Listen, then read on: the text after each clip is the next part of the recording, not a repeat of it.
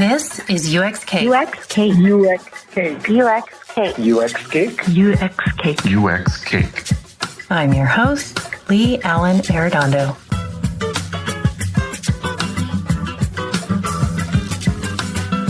Hello, and welcome to UX Cake. So the chances are pretty good that you already believe that it's essential to do user research in order to design and build products and services that really work well, that solve real needs, and that create engaging experiences. Chances are also pretty good that at some point you have or you will feel like your research is being overlooked or even ignored or just not making the impact that it should be. Or maybe you've had trouble making a case for doing more research. And the number one way to get your team or your organization on board with doing more research is to make sure that the research that is done is super effective. So, how do you do that? My guest today is Danyell Jones, and she's got a recipe for making research more effective. Danyell is a User Experience Research Lead at ZS, a management consulting firm in the Chicago area. And she's giving a talk at the upcoming Convey UX conference called A Recipe for In-House Research. I wanted to find out more about it, so I caught up with her recently where she was working from home while Chicago was in the middle of a polar vortex.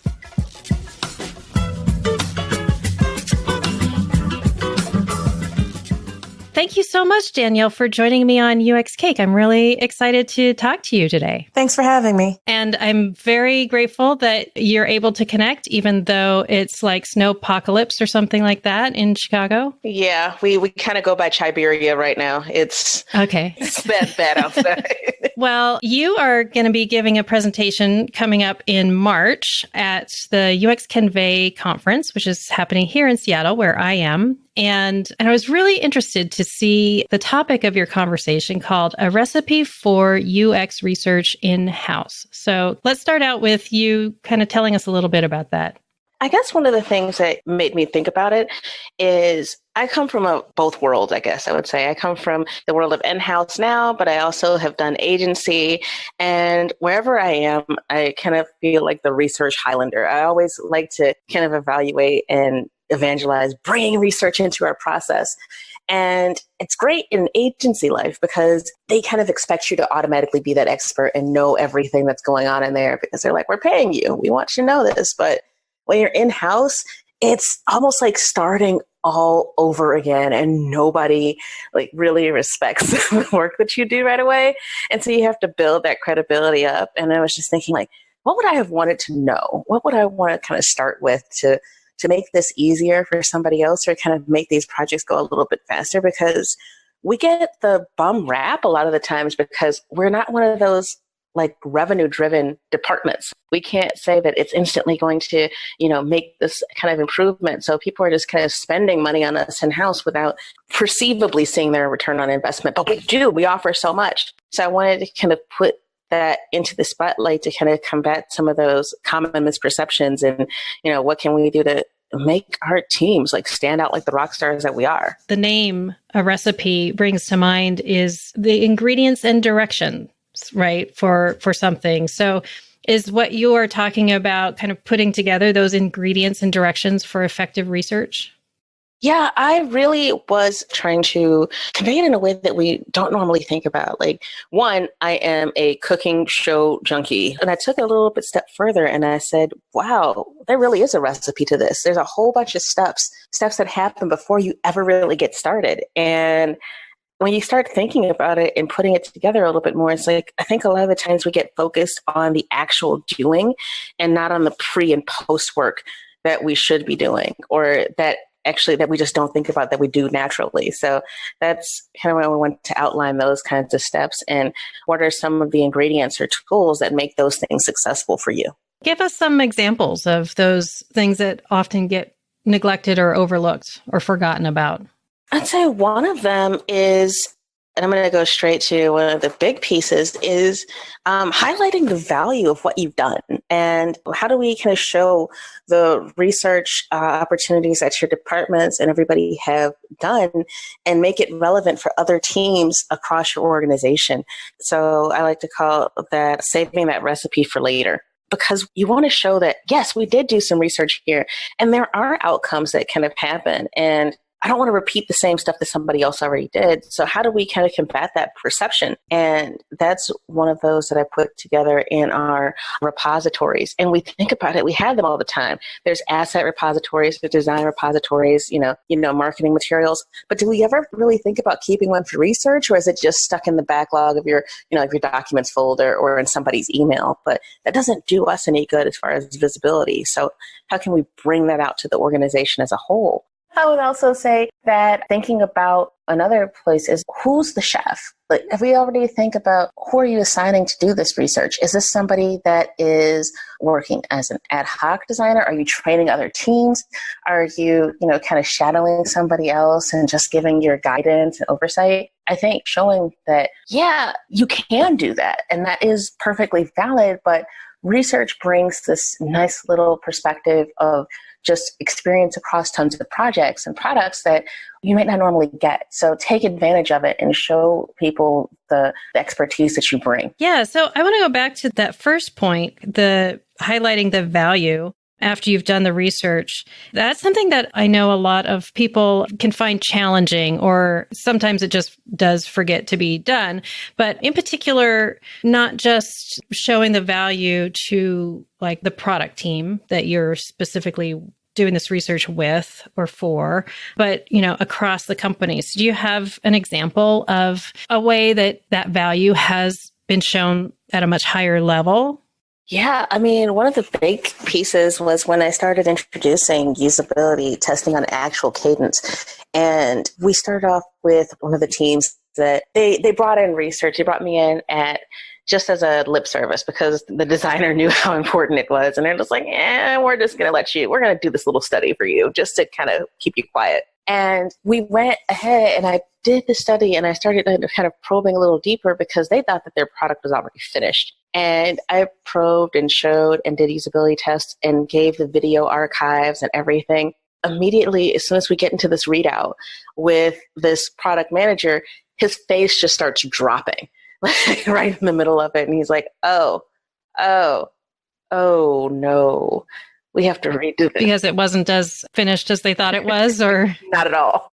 It was great and not, I feel like that's like Schadenfreude right there, but it was great for him to see that what you think. And he thought he was testing the whole time because he had this group of people he was always talking to, but he didn't quite realize that there was that insular bubble. So when we did this report, he's like, I need to share this with everybody. I need to show my team. I need to show them, and I need to show this. And so when he would be in other meetings, he'd start pointing back to that research and saying, hey, did you look at this? Did you see this information? Hey, look, there's another project. And so by giving them access to those studies, other people were able to kind of learn from the lessons that one team had and not make those same kinds of mistakes. So it ended up increasing some of the turnaround times that we had because we weren't promising, oh yeah, we're going to be ready to go to market in this week. And they're like, no, hold on. It hasn't gone through UX yet. And so giving UX as a whole a little bit more leg to stand on, as well as increasing our visibility throughout the organization. Yeah, for sure. And it's interesting that I have observed a very similar thing where when you get someone from outside of UX, especially if it's a product management driven company, someone on that PM team, who is going to be able to amplify it, right? Because not everyone would necessarily have the same sort of open-minded reaction as that PM did. So, if you find a PM who's very resistant, then keep looking because there are for sure going to be people around that are interested in finding the truth, right? The value. Yeah. I think it's also a matter of how willing are you to make your product better. And I think a lot of times we get caught in the rat race of, yes, it has to be done. It just has to ship out, or we have to just have a new feature, as opposed to really finding somebody that understands that our perception isn't about the new things that we have, but about how well our whole product can do its job. And I think when you find that PM, they're willing to go, or whoever that champion is, they're willing to go a little bit further and they're willing to be wrong. And I think that's one of the interesting places that research can take you. It's kind of exposing those truths that you didn't already know. I love doing that. I love finding out that this is a totally different thing where I expected. And, sometimes it's validating to know that you were right all along, but I think we learn more in the unexpected than we do with things that we already supposed. I agree. That's a really good feeling, even though that like it means work for everybody. But nevertheless, it feels good because then somehow it feels like the work you're putting into doing this testing is of value.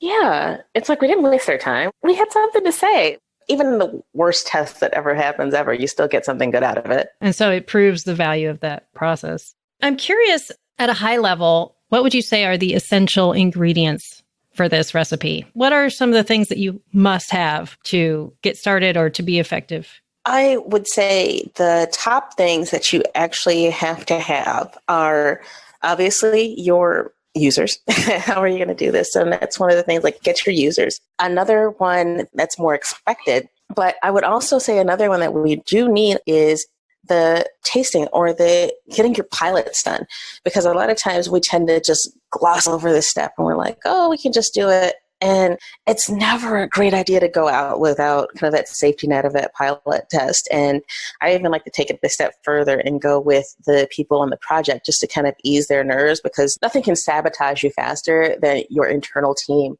believing in you, and getting them in on the ground floor and showing them what happens is almost essential. And I think we tend to go ahead and say, hey, we're going to test it outside and make sure that they're done, and they do a pilot test that way. But giving that pilot to somebody that's going to be expecting your results, it's invigorating because they can vouch for them. If they're talking to your team, they can say, hey, no, I've done this already. I know what's going on. It's okay.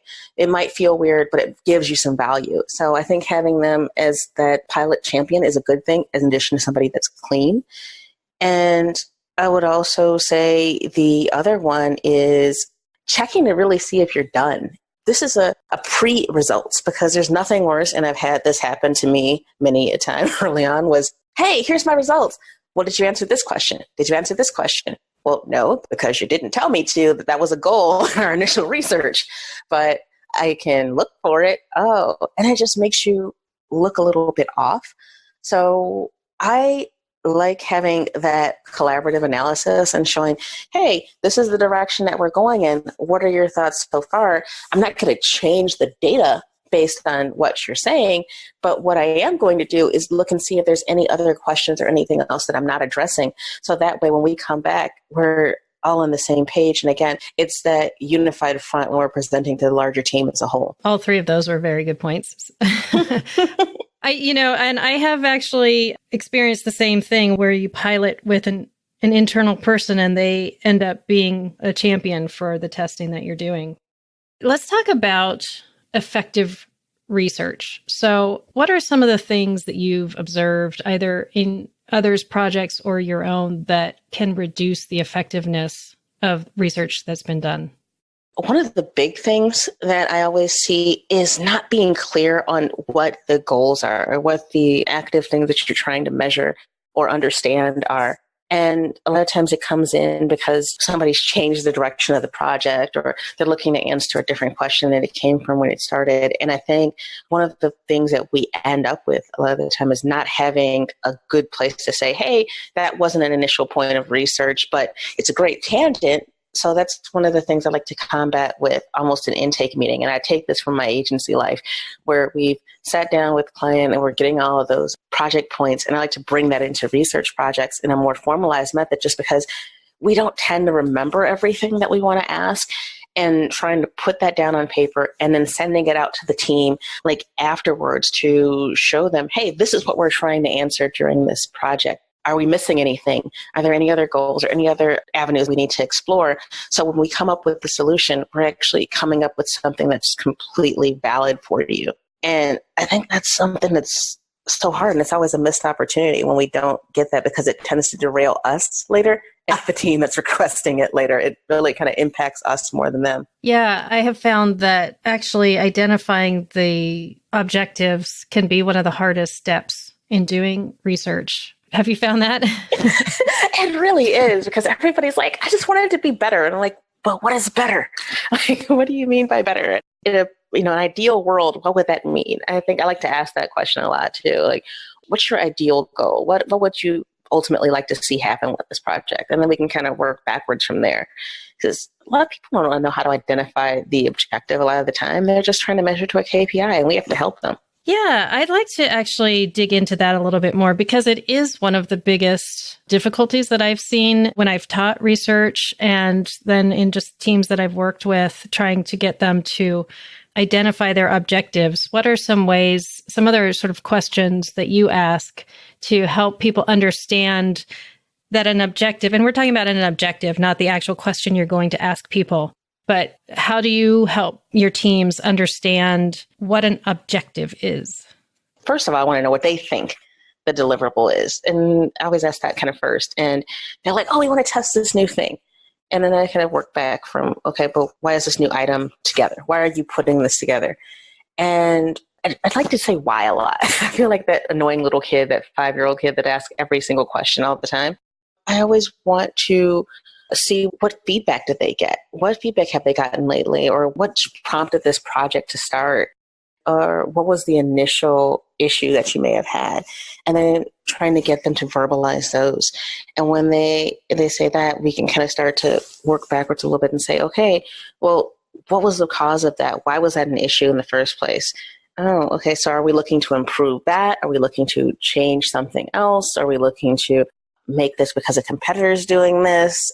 You really just have to kind of see what was driving the project in the first place. And I think it often happens we don't have the right people even in the room to kind of tell us that. And sometimes if we probe with those questions, we can start to get those people in that can give you those answers that can lead down to a better set of defining a project goal. Do you have any examples of that? I'd say, do you have any feedback from customers if it's something that's existing? I'd like to go ahead and unpack those. Or even if we're looking at something new, what's your roadmap? What's your new drivers for the next quarter or the next year? And we can try to use that as something that they can start off with. And then from there, kind of unpack, okay, what is this product even trying to solve? Sometimes that's an answer in there. Who's using this product? Can you tell me a little bit about your users? Tell me a little bit about what they do on a day-to-day basis. And see if we can get to understand if this is going to, if we're looking to do something that's solving for workflow, or are we solving for an existing customer and a new need or a deficit that's in the current system? I always like to ask, I love feedback if we can get it, but what would you like to see this do? I think that's another one we usually go with as well. So another thing that I'd really like to know, we've been talking about this in our field quite a lot the last few years, which is research being done by non-researchers. So teams who might not have a specialized user researcher, but they would like to incorporate user research into their process. And first of all, I'd love to know your opinion on that and the potential drawbacks as well as benefits. And then, is this approach that you're talking about something that could be used by anyone? Well, I definitely am pro that, actually. And the reason I'm a little bit pro other users getting involved in user research is with the in-house teams, we tend to be super, super light. And I don't think I've ever had more than like 3 people on a team. And I think we have to evangelize this out. We have to train our UX designers and architects to be able to perform that user research, because honestly, they're going to be the ones closer to the project. They're the ones interacting with the project teams on a day-to-day basis. And I think that it's not so much that they shouldn't be doing the research. I think it's that we need to ensure that they're doing the right research, and we need to empower them with the right tools and the right techniques to show that we're not leaning towards the yes. And I think we also have to train them to accept that no, to accept that their designs are wrong or that there's gray areas or missing information. So I am so pro designers doing that. And I love actually showing designers and almost kind of training those research hybrids to say, hey, this is what you would do. These are some suggestions. Let's work together and bounce this off. Hey, this is a really small project. Let's go ahead and have you run most of this, and we'll sit in to start and help you. And then you can take some of the other ones and we'll come in and help you do some analysis to kind of build those skills up. So when it comes to it, we usually like to have it as a filter. Yes, run it through the research team and see what happens, but I do want to empower them to do it on their own. For sure. And there are plenty of teams who don't have any researchers. So, which I guess you could say that by doing some research, a team can show the value of doing the research if they're doing it effectively. Right. I think that's a big caveat right there. A lot of times we get ineffective research and we get something that's just like, duh, and it doesn't bolster the efforts to do more research later. Yeah, let's talk a little bit more about that because it's not something that a lot of people would know necessarily if they're doing it in a way that's going to be effective or not. So tell me about your experience with seeing research that's been done that wasn't done effectively and kind of the aftermath of that. So I think one of the biggest aftermaths that you see of that is like just a wrong decision in the product. We've had it where PMs, or product managers in our case, were the only ones who had access to the client. And we're just like, no, this isn't good. But they went ahead and they started doing interviews. And when I got the transcripts of the interviews and they asked us to come back in later, well, they asked us in because the item that they were putting out had like such low user satisfaction scores and nobody was able to do certain things in there. And they're like, but why? We talked to them and it was great. You know, we thought that this was the direction and we did what we were supposed to do. We talked to our users and we got their feedback. And yes, they did. But what ended up happening with these interviews were everything was almost a marketing spiel. It was, well, you'd want this in your software, right? How great would it be to have this in there? And it was so positive that they didn't leave anybody any room for no. And nobody kind of saw that. They all saw, but this is what we want to know. Yes, you do want to know that. But don't you really want to understand why? Don't you want to understand the rationale that people need? Don't you want to understand the factors that are driving these users' decisions? And you can't get that from saying, you want this in your software, right? And when we showed them that and when we retested with those and asking, you know, what were some of the factors that make you do this? Tell me a little bit about your day-to-day role. Like, what factors do you do? Can I watch this? Can I see what you do? And just gaining some understanding about the user's background, their position, their role, and the information where they come from, all of the stuff that they never did, we were able to kind of understand the rationale for why they wanted this. And then that allowed the designers to design something that complemented that workflow as opposed to us building a cool feature. Undeniably cool, I'll give them that. But it wasn't satisfying the underlying need. And I think that's a big one that research isn't effective. It happens is it doesn't get at the need, or it just answers too simplistic of a question. And then when they get it, it contradicts what we're actually finding out in usage, and it still ends up in redoing the product anyway. So I think that's where if we can answer those questions better, we can save everybody a lot more time. Yeah, I am hearing a couple different things in that that you're talking about that I have also observed in, research gone sideways, where you've got folks who don't necessarily know how to ask questions, ask very leading questions, or in some cases asking the user, how would you design it? Or like, I literally have heard that. Oh, no. Yeah. And so, there's just the whole not knowing how to ask the question. And that's something that I think there are some fantastic books out there about asking users questions that are very good at teaching people how to ask better questions. But then there's also what I'm hearing you saying is not asking about the right thing. So only kind of focusing maybe on the products that you're designing as opposed to the user's workflow.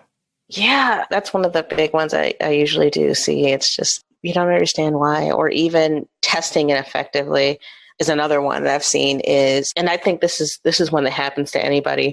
We did a contextual inquiry and I had many months in trying to get on the subject with these people.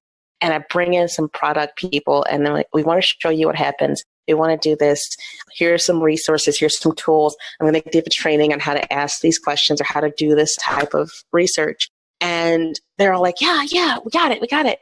And we get out there. And as soon as we sit down to work with the user gets stuck, which is invariable. It happens. And then the PM just goes, did you know it? You could do this? And I'm just like, no, please don't do that. And it just blows it up in your face. Right. Yeah, I know. Oh, those moments are tough. You can use it as a learning moment, as long as you're there, I suppose, watching. Yep, that's all you can do. This is fantastic. I'm really excited about this presentation that you're giving. And I think even for people who can't make it to the UX Convey that's in Seattle, fortunately, those presentations are made available online afterwards. But for anyone who can make it to the UX Convey, it is totally worth going. Have you been to UX Convey before, by the way? Oh, yeah. I went and I loved it. One, I love Seattle. So I'm totally jelly of you guys over there. And I love just that town. And this conference is really great. It's a great way to connect with everybody in your discipline. And like I said, I'm focused in research, but I still find a lot of value in these kinds of conferences and being able to connect on all of the other sides because, we integrate with these teams and knowing what's going on and some different tips and tricks that can help you in helping your team is super awesome. And if you can't make it even into my talk, I'll be there that night and hosting a panel with some really awesome people and kind of answer some questions around UX. Excellent. I'm looking forward to it. Oh, before I let you go, a couple last questions. One is, we are UX Cake. We love cake. I want to know your favorite cake, and I want to know your favorite baking show. So I would say my favorite cake ever is German chocolate cake because I am in love with coconut and pecans, and it is like my ultimate cake weakness. And I would say that, one, I love the British Bake Off show. That's great. But I like the kids' Bake Off even better. Kids doing stuff that I could never do in my life just blows my mind. So that's why I want to see it. You're right. That does sort of make it the next level of impressiveness. I'm like, wow, you can't even reach the stove and you're like making awesome creations. I'm so jealous of you. Awesome. And then before I let you go, how can people follow you online, Danielle? I'm available on LinkedIn. I am Danyell Jones on LinkedIn, Danyell, just like that. And also Danyelle Jones on Twitter. So I am around there and usually spouting off weird and random things, usually. Excellent. Well, thank you so much, Danielle. I just want to thank you again for joining me on UX Cake and really enjoyed our conversation. If you enjoyed this episode of UX Cake, please leave us a review on iTunes. It's really easy to do on your phone or on your laptop. We know not everyone has an iPhone. Reviews really do help others find the show, and it also shows your support for the podcast. We really want to hear from you. You can connect with us on Twitter, Instagram, or Facebook, and our website at uxcake.co. Thanks for listening, and be sure to subscribe so you don't miss a bite.